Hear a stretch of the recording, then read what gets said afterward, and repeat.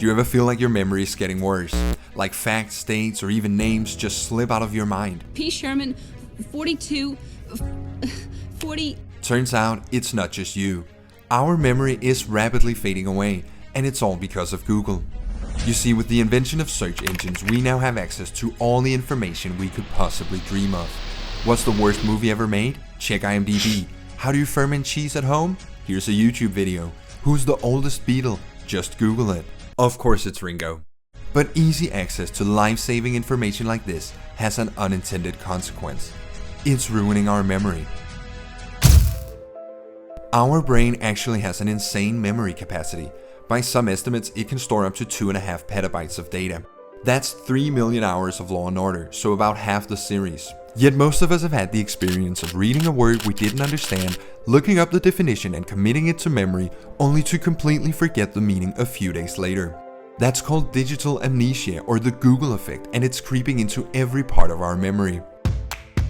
This is Dr. Betsy Sparrow. She was the first one to study the Google effect. In her research, people were divided into 2 groups. Each person was then asked to write out 40 general trivia statements. One group were told the statements would be saved on a computer, the other were told they would be erased. Afterwards, the group who were told the information would be erased had a much easier time recalling what they wrote than the group who thought it would be saved. That's because our brain won't commit information if it thinks it can be easily accessed elsewhere. But not only that, in a different experiment, the participants were shown a trivia statement along with the name of a folder where the trivia statement was saved. When they were asked to recall the statements, they couldn't, but when they were asked which folder it was saved in, they could easily remember it. And this is essentially how our brain functions after the introduction of Google.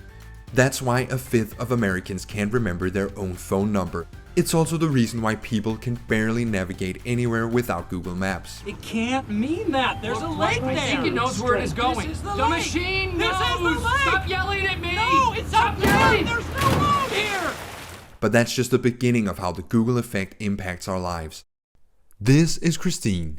She's about to get married. And as you know, the most important part of any wedding is the love shared between a couple and their Instagram followers.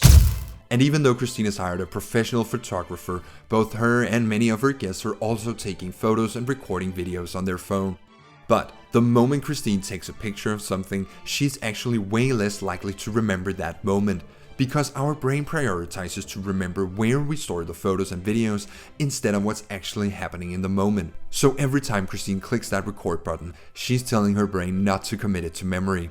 And 5 years later, when Christine thinks back at her wedding day, she'll likely think about where those photos are stored. And when she closes her eyes, what she sees isn't her own memory of the day, but the videos she's already seen countless times. This is what psychologists refer to as transactive memory, and it's actually not a new phenomenon. We're quite used to it when we're in an office environment or in a team. Here we'll often develop a group memory, where information is divided between different people's memories, so you may not remember everything about the cost of a project you're working on, but you remember that Dan is in charge of the economy, so you go to him for that information. Quite similarly to how you may not remember your mom's birthday, but you remember how to check it on Facebook. So if digital amnesia is actually just transactive memory which our brains have had for a long time, is it really bad for us? Or is it actually a freaking superpower? Because some have argued that we have now learned to use the internet as a repository for knowledge and share the burden of collecting and storing information with the digital world, taking us one step closer to being a cyborg. But others have argued that digital amnesia could be leading us to a memory loss epidemic. Have you ever experienced digital amnesia, and is it bad for you? Share your thoughts in the comments.